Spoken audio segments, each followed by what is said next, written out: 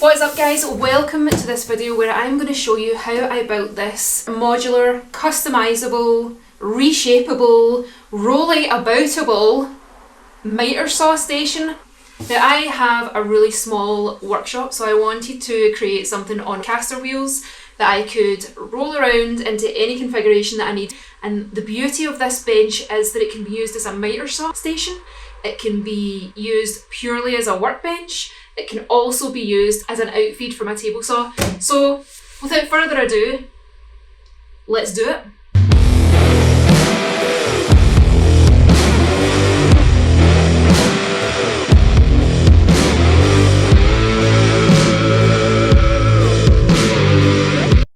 Okay, I've got to be honest, I did start this build before I switched my camera on. I'm sorry. I had already made a start on cutting all my timbers down, and I may or may not have started to build a couple of pieces of the frame. For this I'm using rounded edge CLS spruce. The size is 38 by 89 millimeters, and I believe that equates to a 2x4, I think. Honestly, trying to figure out what the equivalent in the UK to a 2x4 is was a journey, let me tell you, but I think I've found it in this. Let me just show you the workbench plan that I have mocked up using the program SketchUp. This is a new program for me, so it probably needs a couple of tweaks, but this should give you the gist of what I'm going for here. All three of these sections will be separate and on caster wheels. We've got two larger sections at either side, and the narrow section is where the miter saw is going to sit, so the bench can be reconfigured. Cool, huh? And if you'd like a closer look, I will be sure to link my SketchUp file below.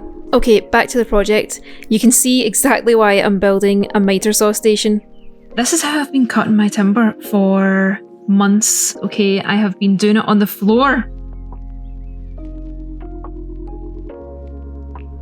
For the majority of building these frames, I've essentially just been screwing 2.5-inch pocket screws directly into the sides of these pieces of timber.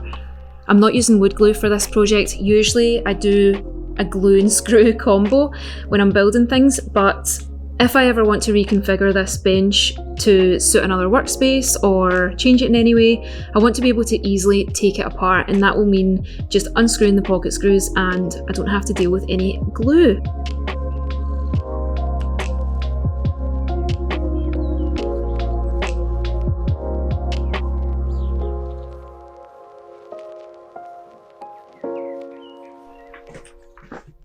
I'm just back from a few-hour break away from the workbench build. I had to take a break because I was trying to pocket hole things together and it wasn't going how I wanted. Hopefully you'll be able to see this, but check the wobble in that. It's not good. Look at that. I think I might have a solution, but I've been burned by it too much today and I need to do something different. So I'm going to just fire on with getting the rest of some other frame pieces together, and I'll come back to this problem another day. Fast forward 3.5 weeks later, I'm back in the workshop. What a difference a break makes, because I was able to come right back in here and I immediately saw what my problem was. I was able to clamp the side pieces on using a clamp that I already had. I just had to flip the frame around and clamp it a different way.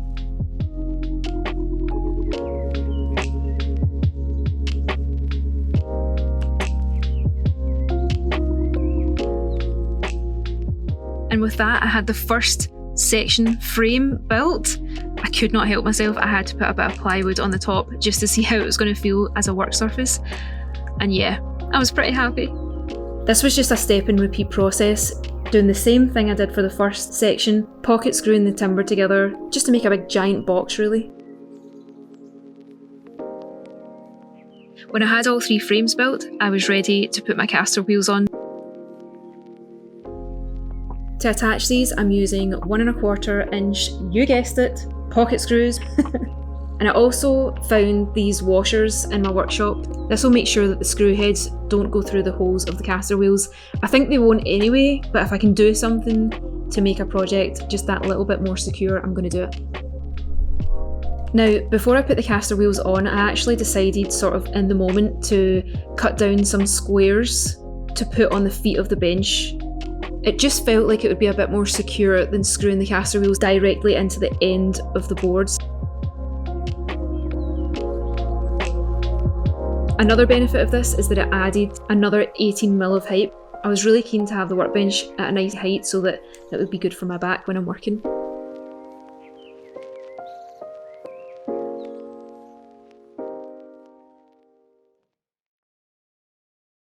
I'm back in here today to try and sort out the surface situation. You can see here that I've got a couple of pieces of plywood as the surface.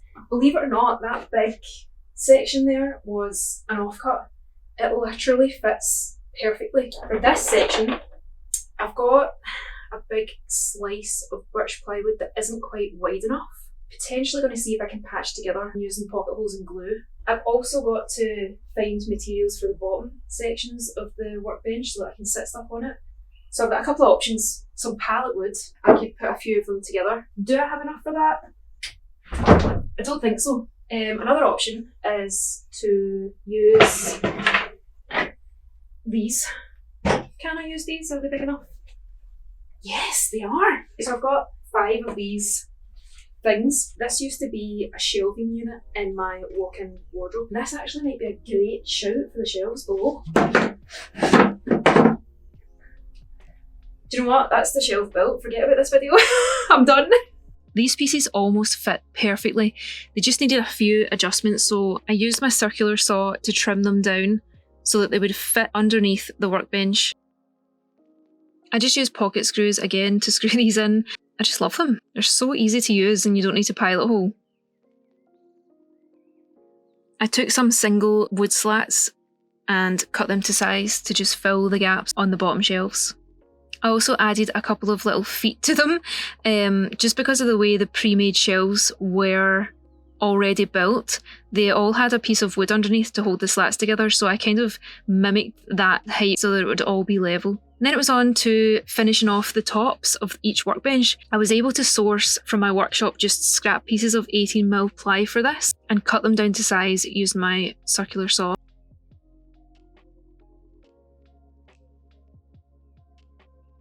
I did the same for one of the larger sections of the workbench.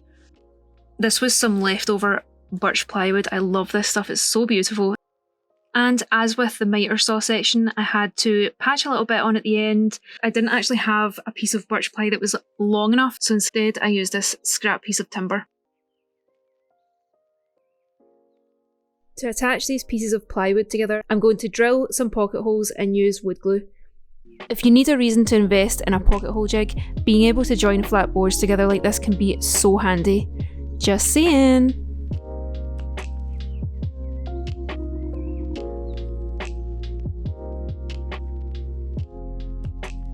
I used L brackets to attach all of the plywood surfaces, which will make it really easy for me to replace if I ever need to. There was one more step that I had to do, and that was to add fiberboard to the top. And then we hit a roadblock.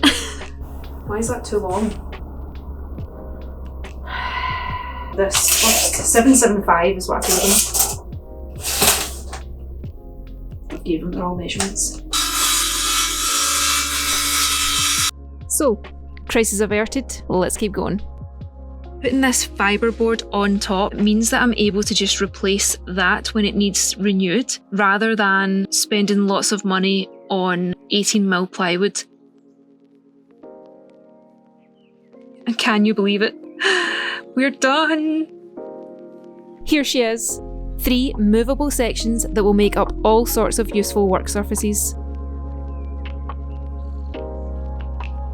It moves around so easily on the caster wheels. I can take the mitre saw station away and just make it a workspace. Or if I need to cut the end of a really long piece of timber, I can configure it with 2 big sections at one side. I feel like I'm going to keep discovering possibilities with this one because it is so modular, it's so customizable, and I'm so pleased with it. And that's it. Thank you so much for being here. I really appreciate you watching, and before you head off, be sure to click that subscribe button, maybe even click the notification bell so that you know when I upload another video, and I'll see you next time.